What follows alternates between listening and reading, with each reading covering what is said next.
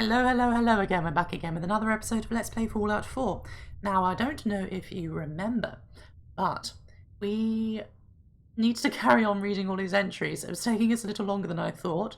You can skip ahead if you would like to. I will include a timestamp, rather, if I remember. I'm hoping I will.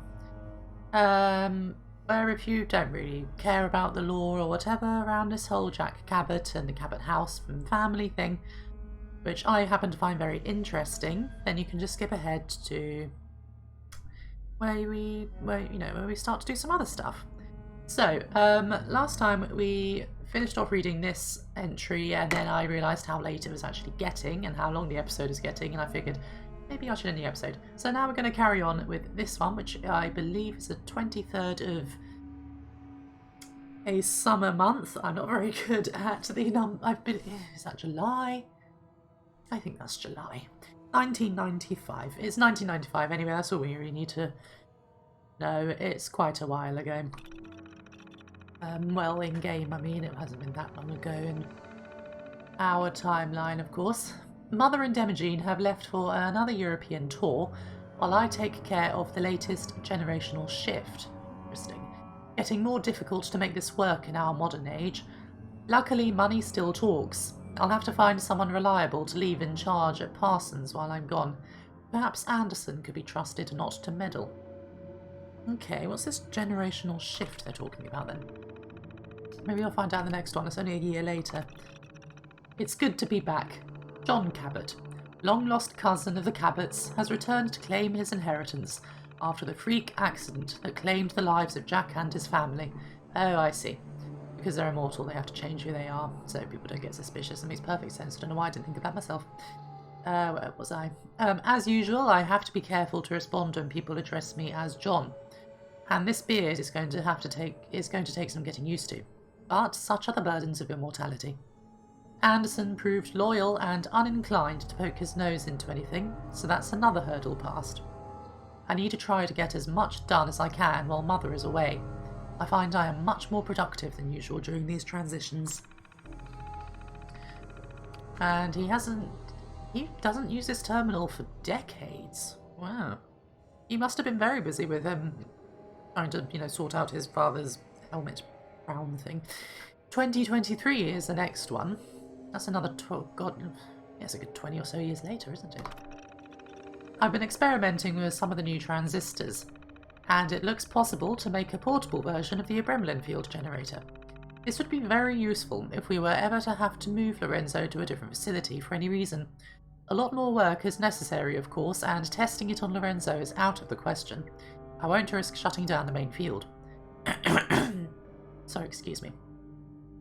But replicating the current field frequency pattern should at least give us something that we could try in an emergency, even if I can't be 100% certain it will work.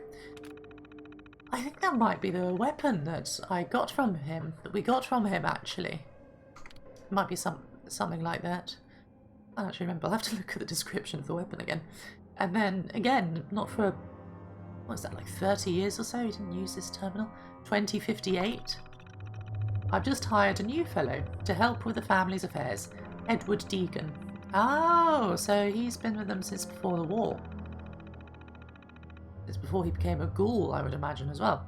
Comes highly recommended. It's too easy for me to ignore the passage of time now, but I've just realised how old Daniel is getting. It will be time for him to retire in a few years, and it's past time to start grooming his replacement. This is always such a difficult process that I tend to put it off, especially as Mother can be so difficult with anyone new. If Edward proves reliable, I can start easing him into the family secrets. Tricky, but necessary. So far, so good. Mother has taken to him, which is an essential first step. And of course we can gather that everything went smoothly with his integration into the family, because 200 years later he's still working for them. And 2075 is the next one. I've had Robco out again.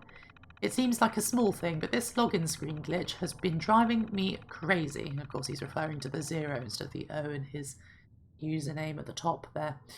I assumed that it would be fixed with the upgraded terminals. You can be sure I was careful to type my name in correctly this time, but no. When I booted it up the next time, there it was again. This time they completely wiped the entire system and reinstalled from their master holotapes. Unbelievably, the typo was still there. Oh, computers are temperamental things. They've promised to have some of their sharpest engineers look into the problem, but I'm not sure they were being completely serious. If I don't hear from them within a couple of weeks, I'll make a few calls. Okay, that's quite funny. And it's still there. 2 centuries later, he still hasn't figured it out. 2076, this is a year later. Surprisingly punctual for him. Apparently the political situation has become very dangerous. I don't pay much attention to current events, but Imogene's latest beau is a high muckety-muck in some government agency, and has been telling her alarming stories about how close things have gotten to a full-scale nuclear war. I wonder if we are following in the footsteps of the ancients who created the artifact. If so, who might our successors be thousands of years from now? Will a cockroach civilization eventually rise to wonder at the artifacts we left behind? Now that sounds like a fantastic sci-fi novel that I would absolutely read. I might even write it myself. I feel inspired by that. Okay, so this is the 1st of December 2077, so this is after the Great War. He didn't document the actual event until, I'm guessing this is about it, until 2 months after. Yeah, you took your time writing about it, didn't you, Jack? It really happened. I don't think I've quite come to terms with what it means for the long run. It's been one crisis after another. I suppose he's been quite preoccupied, of course he has, it's the end of the world. It probably took him quite some time to find a break to write all this down. We certainly aren't out of the woods yet, but the simple fact that I can write this again means we are better off than most people. I don't have time to write down everything that's happened. Fortunately, Boston was spared a direct hit. My first concern was Parsons, of course. We had to maintain power at all costs. We've always had backup generators, more than usual even for a medical facility, but these were intended for short-term outages, not as a permanent power supply. Then there was a question of security. Edward proved himself amazingly resourceful. He already had plans in place for just such an emergency. Thank God he paid more attention to the news than I did. He's a very, very loyal person. End of the world, he's still sticking with his employers. I'm not running to his family, if he had a family. Wouldn't be surprised if he didn't, actually. That would make him a good candidate to employ. Still, there's no real planning for the end of civilization. He and I have been at Parsons for almost a month, trying to keep things from completely falling apart. Edward has been out more than he should. I'm afraid he's taken a heavy dose of radiation, but there was really no choice. I'll do what I can for him. I don't know how I could replace him now. Imogen has stepped up amazingly. I had no idea she had it in her. The man we left in charge here proved unreliable, apparently cracked under the pressure, and tried to evict Imogen and Mother at gunpoint. I didn't reckon on Imogen, and neither did it. I'm sorry, I can't read. In my defence, I've just finished a night shift at work and I haven't slept at all, so bear with me, please. Not that I can usually read anyway, but let's forget that fact. He didn't reckon on Imogen, and neither did I. She took charge and somehow kept things secure here in spite of everything. I'll have to see what Edward can do about a more permanent solution for power and security for Cabot House, but for the moment things look much better than they might. I expect even our resources will be tested to the limit over the coming years. I placed emphasis on the wrong word. Even our resources, there we go. Completely changes the meaning of the sentence. But in some ways, I am glad of the challenge. One thing's for sure, the end of the world isn't boring. It wouldn't be a very good apocalypse if it was. Especially considering this is a video game. 2080. I think I can finally say that things are looking up. Took a few years. Edward has recruited a more or less reliable security force to protect Parsons. The power situation is stabilised. Edward assures me we now have spare parts stockpiled to last at least 50 years. Moving between here and Parsons is still the biggest problem. There's no sign of any return of law and order. Just the opposite, in fact, but Edward has proven skilled at dealing with various groups of thugs that have sprung up. I would assume that they are the precursors of the raider gangs that we see today. Speaking of Edward, his radiation sickness has developed in a most fortunate way. For a time I thought he was surely going to die, but then his condition stabilised. He now seems actually immune to further radiation. I don't know how you tested for that. Apparently this is not unknown in the other survivors, although Edward tells me that a strong prejudice has developed against these people. Hard to understand, as they seem uniquely qualified to survive in this new world. He makes an excellent point. One benefit of the end of civilization that I hadn't anticipated: there's no need now for us to have to die periodically. I can go back to being Jack Cabot again for the foreseeable future. No more neighbours to poke their noses into our business. Oh, macabre, but yes, I suppose there aren't... You probably don't have any neighbours left, do you? And we have one... yes, that's the last one, for 2,115. I've lately immersed myself in Lorenzo's work like never before. Notice how he's calling him Lorenzo now, not father. Bit more depersonalised now. I wonder why that is. I wish now I had made more effort, when it was still possible, to try to locate the site of so-called Uber, not the taxi company. After my initial failed attempt to find the site, that wouldn't make much sense, would it? I dismissed it as both hopeless and useless. Better to focus my energy on the immediate problems. But now, after going over Lorenzo's papers more thoroughly, I believe there are enough clues to the general location that a large-scale search using aircraft might have been feasible. Something that wasn't possible in my first attempt, of course. So of course aircraft hadn't been invented then, had they? You're so old. Maybe I could have found some other artifacts that I could have studied more discreetly, even if they were for completely different purposes. It would be invaluable in understanding how the ancient technology functioned. I think it's quite interesting actually that Ubar is actually a real mythical city, although from the brief research I have conducted on it, it seems to be quite different how they're displaying in here. I think it was a very important site on the Silk Road. Anyway, I just thought that was quite interesting. I've also come to realise how brilliant Lorenzo actually was. I was far too quick to dismiss his theories. Ah, the arrogance of youth. I am now convinced that his essential premise is correct. Yeah, I did say that right. The artifact he found was not made by humans. All the evidence was there, but Lorenzo was the only one who put it all together and actually understood what it meant. A staggering thing to think of. If only he had been capable of dealing with fools a bit more diplomatically, he might have gained more general acceptance of his theories and not been driven to such secrecy in his final expeditions. And that is the last entry on this terminal. Something isn't right here. It's absolutely fine, McCready. There's no need to be worried or concerned at all. I don't need anything right now, thank you. Okay. And here's the upstairs where we could not access before. I do quite enjoy this corridor because I like museums and stuff. I believe these are ancient Greek. They look good anyway. Yes, anyway, I quite like this. It adds a lot of character and personality to the people who live here. You definitely can see they were adventurers and archaeologists.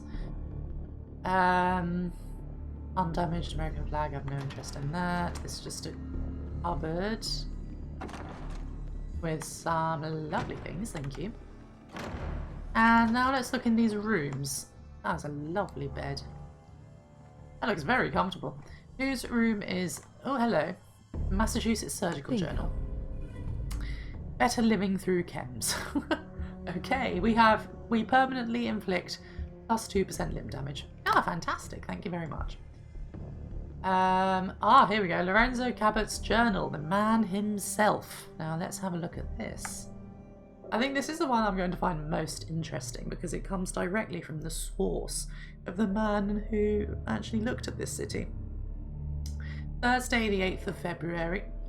I never know how to say that month. My birthday is in this month. I should know how to say it. February? Yeah, I think it's February. Not February. February. Yes, February. 1894.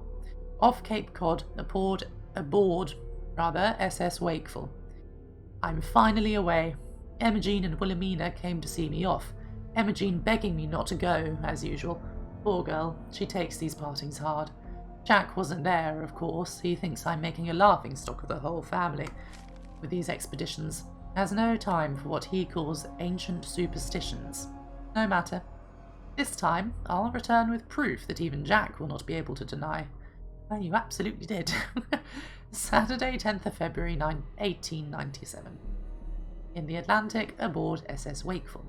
The weather is fine and the captain promises a quick crossing to Lisbon.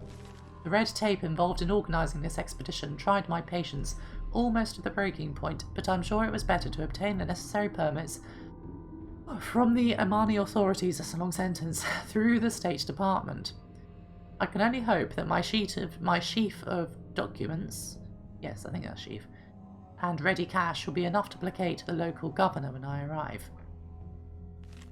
Wednesday, 21st of February, 1894. In the Western Mediterranean, aboard the SS Wakeful. So far, so good. Uneventful crossing. Metternich was waiting for us in Lisbon with the welcome news that he had perfected his electrical sensing apparatus, which is now safely on board in its crates.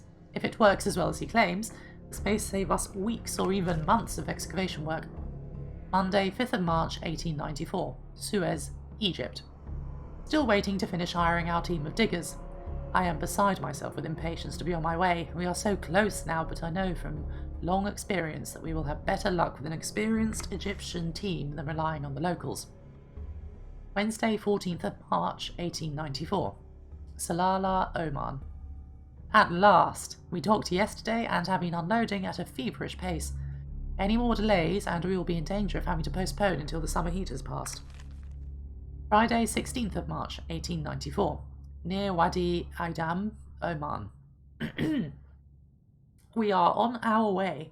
Nothing more stands in my way but the impenetrable desert and the secrets of the ages. Ha! I welcome those challenges. They seem like child's play after the endless delays and paper-shuffling bureaucrats I've had to overcome to get here. Thursday, 29th of March, 1894. Empty Quarter, Arabia. We have reached the spot without incidents. Some superstitious grumbling from our local guide, which I take to be a good sign. Tomorrow we see if Metternich's apparatus works. If not, we begin digging in the traditional way. Saturday, 30th of March, 1894. Empty Quarter, Arabia. Metternich's apparatus has been bulky, sand in its delicate workings, no doubt, but he has obtained a favourable reading in a depression to the south. Heat during the day is tremendous, I'm sure it is. We'll set to work tomorrow and see what we see. Monday, 2nd of April, 1894. Empty Quarter, Arabia. Nothing yet at the Southern Depression. Metternich swears that it wasn't a false reading. 2 more days and then I'll have to begin a search grid across the whole site, as disappointing as that will be. Tuesday, 3rd of April, 1894. Empty Quarter, Arabia. Success! Late this afternoon the diggers struck worked stone, apparently the edge of a large circular structure. More trouble from the guide, the wisdom of not hiring the diggers locally now even more apparent, as they pay little attention to him. Friday, 6th of April, 1894. Ubar, Empty Quarter, Arabia. Notice how he's calling it Ubar now. I'm now convinced we have found Ubar itself. There we go. We've uncovered several fragmentary inscriptions with runes that match the ancient texts. We've made excellent progress clearing part of what appears to be a monumental plaza. This sounds very, very interesting. Wednesday, 18th of April, 1894. Ubar, Empty Quarter, Arabia. All work has stopped. Sandstorm, one of the worst I've ever experienced. We are huddled in our tents in the lee of one of the large outcroppings and must hope to ride it out. The darkness is complete, although it is mid-morning. Friday, 20th of April, 1894. I did it again. Empty Quarter, Arabia. Sandstorm continues for a 3rd day, like nothing anyone has ever seen. The guide is becoming very troublesome. Some of the diggers are beginning to listen to his wild tales of ancient curses and forbidden secrets. Even the normally phlegmatic Metternich is beginning to show signs of cracking under the strain. Well, 3 days of a sandstorm. I think I would also be cracking under the strain. I probably would have done so after the 1st day. Saturday, 21st of April, 1894. Ubar, Empty Quarter, Arabia. The sandstorm is over, but the weeks of work has been undone. The area we had cleared is now buried under several feet of new sand. The guide disappeared in the night. I won't miss him, but the diggers are even more unsettled. Thursday, May 3rd, 1894. Ubar, Empty Quarter, Arabia. We've located what must be the foundations of the Great Temple. So far nothing but stone and rubble, but something must have survived. Weather getting worse by the day. Metternich talking again of resuming work in the winter, but I won't hear of it. Not when we're this close. Sunday, May 13th, 1894. Ubar, Empty Quarter, Arabia. I must record everything while it's fresh in my mind, although it's hard to concentrate with the crown right here in front of me. It's almost unbelievable, even to me, that I hold it in my hands, an artifact so clearly not made by any human civilization. But let me set down how it happened as clearly as I can. We had worked for at least a week to clear the shaft beneath the great temple. Even the diggers had caught the excitement. Then we hit solid stone, a cyclopean block, series of blocks, as it turned out, obstructing the tunnel, clearly deliberately sealed by the builders. We almost despaired of getting through. 3 days of laborious pickwork. I wouldn't risk explosives here of all places. Then, breakthrough into darkness. I was first in, excuse me. The dust of ages covered everything. Clearly a burial crypt, sarcophagus at one end of the chamber.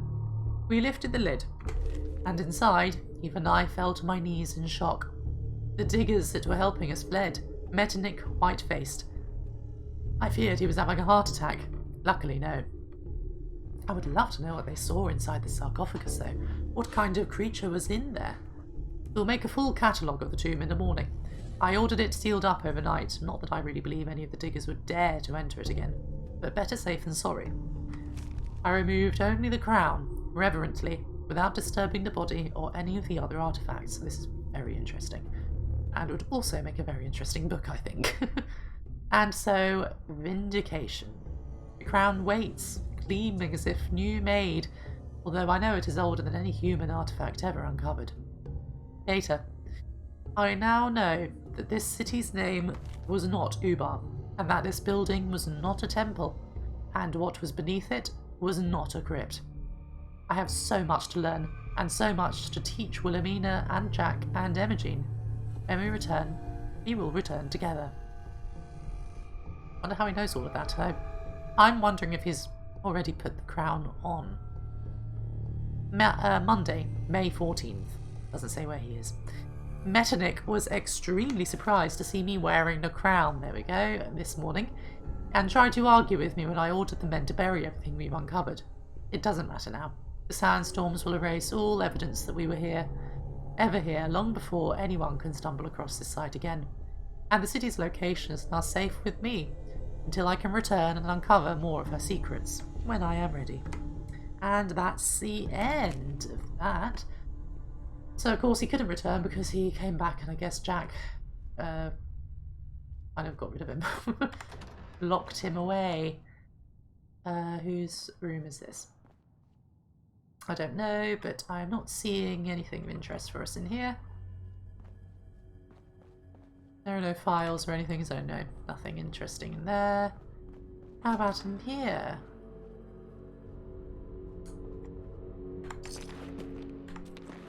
Okay, cool. That's just a plate, and there's a terminal for us to read. Wonderful. Master. Security's too good. Ah, damn it, I can't do it. Ah, that's annoying. Anyway, I do believe that's the end of the episode.